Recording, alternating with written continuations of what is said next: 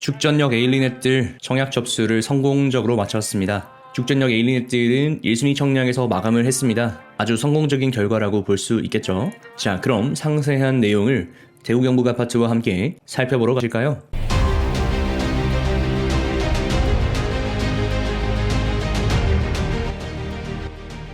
(5월 21일) 죽전역 에일리넷들이 1순위에서 청약 접수가 마감이 되었습니다. 59와 74, 84와 114가 있었는데 84 위로는 1순위 해당 지역 마감을 했고요. 84 아래 소형 평수도 1순위에서 300%를 넘기며 성공적으로 마감을 했습니다. 역시나 걱정했던 부분은 84 아래 74와 59의 완판이었는데 이마저도 끝이 나면서 굉장히 성공적으로 분양이 마무리되었다라는 생각이 듭니다. 자, 이 표를 한번 정리해 볼게요.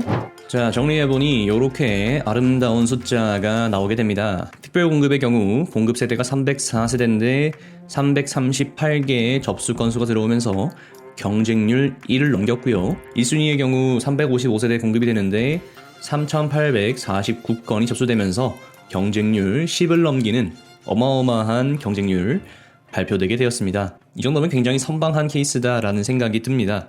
그럼 왜 선방을 하게 되었느냐?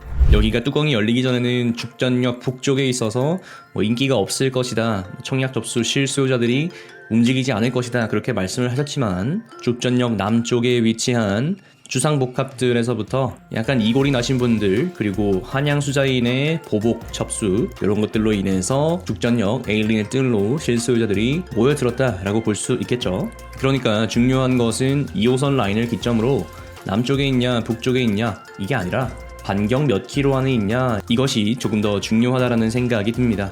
역세권이라고 하는 것, 그 정의 안에 들어가 있느냐 들어가 있지 않느냐 라는 것으로 조금 생각을 바꿔보아야 한다라는 거죠.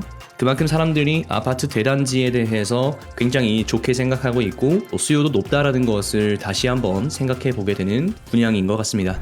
단지 배치도 동호수 배치도 상에서 로얄이라고 할 수 있는 84A와 114의 경우 정남향을 바라보고 있고요. 이런 흐름이 나오죠. 그런데 84A와 114의 경우에는 조합원들이 많이 가져갔기 때문에 공급 세대가 그렇게 많지 않았다라고 보여지고요. 그럼에도 불구하고 정남향, 판상형을 선호하시는 분들이 충분히 많으실 거기 때문에 공급 세대가 84A의 경우에는 2개, 114의 경우에는 8개인데도 불구하고 84A는 688건, 114의 경우에는 453건, 경쟁률이 지금 3, 4, 4, 56 어마어마하게 터졌다라고 볼 수 있겠죠. 그래서 애초에 청약 접수를 할 때 84A와 114는 우리가 좀 논외로 하자라고 말씀을 드렸어요. 일반적인 경우에는 84B, 74, 5구순으로 진행하는 것이 맞다라고 말씀을 드렸고요. 아무래도 이렇게 688이나 453이라는 어마어마한 숫자가 들어오게 된 배경에는 현재 대구의 공급 물량이 많아지면서 청약 실수요자들이 어디를 가도 선택할 수 있고 죽전역 에일리넷들은 내가 무조건 여기에 살아야겠어 라는 생각보다는 84A나 114처럼 로얄 정남향에 당첨이 되면 한번 살아보지 뭐, 약간 이런 느낌으로 접수를 하지 않았나 라는 생각이 들어요. 물론 정말 여기에 살고자 하는 실수요자분들에게는 이런 생각이 조금 무례할 수 있긴 하지만 그래도 현재 대구 시장이 그렇게 돌아가고 있다는 걸 설명드리고 싶습니다. 그러니까 이렇게 흐름이 흘러가는 것이 지금 수요자들의 마음을 설명해주고 있는 것이 아닌가, 그렇게 판단해 볼 수 있다는 거죠.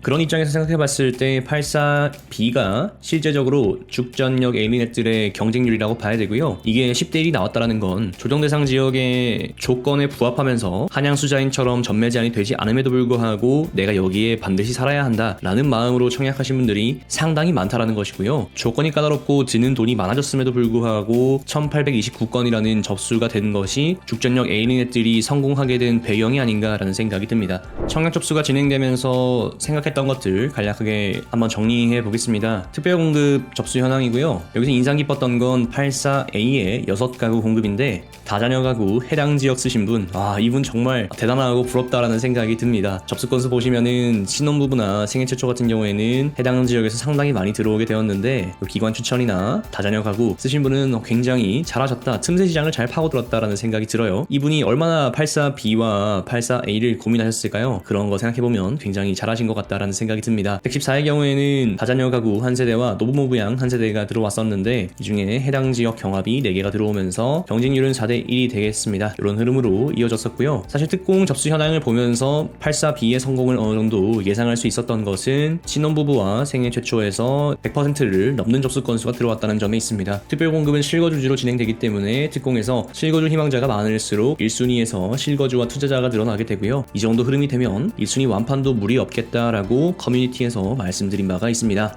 죽전 내거리 북쪽이지만 브랜드 대단지 아파트는 흔한 기회가 아니기 때문에 그렇다라고 말씀을 드렸습니다. 그래서 1순위 해당 지역 경쟁률을 한번 보면요. 84와 114의 경우에는 해당 지역에서 마감이 되었고요. 기대에 부응하는 경쟁률이다 라고 말씀을 드렸습니다. 앞서 말씀드린 바와 같이 해당 지역에서 10대1이 나오는 거 굉장히 인기도, 인지도, 선호도가 높았다라는 거고요. 한양 수자인에서 탈락한 수요가 죽들러 왔을 가능성도 보인다라는 겁니다. 반면 59와 74의 경우에는 동향을 바라보고 있습니다. 그래서 이 59와 74가 어떻게 완판되느냐가 주전역 액들의 핵심 포인트다라고 말씀을 드렸는데 1순위 해당 지역에서 그래도 3대1이 넘으면서 예비 당첨자까지의 수요를 이미 확보를 했고요. 기타 지역이 들어오게 되면서 이 부분을 해소하기 위해서 잘 들어왔다라는 거죠. 59와 74의 경우에 1순위 해당 지역에서 3대1이 넘는 경쟁률이 나오면서 굉장히 선방을 했고 기타 지역이 따라 들어오게 되면서 이 부분은 충분히 잘 해소가 되었구나 라는 생각을 하게 됩니다. 항상 좋은 단지에는 완판에 대해서 걱정해 주시는 분들이 꼭 계시는 것 같습니다.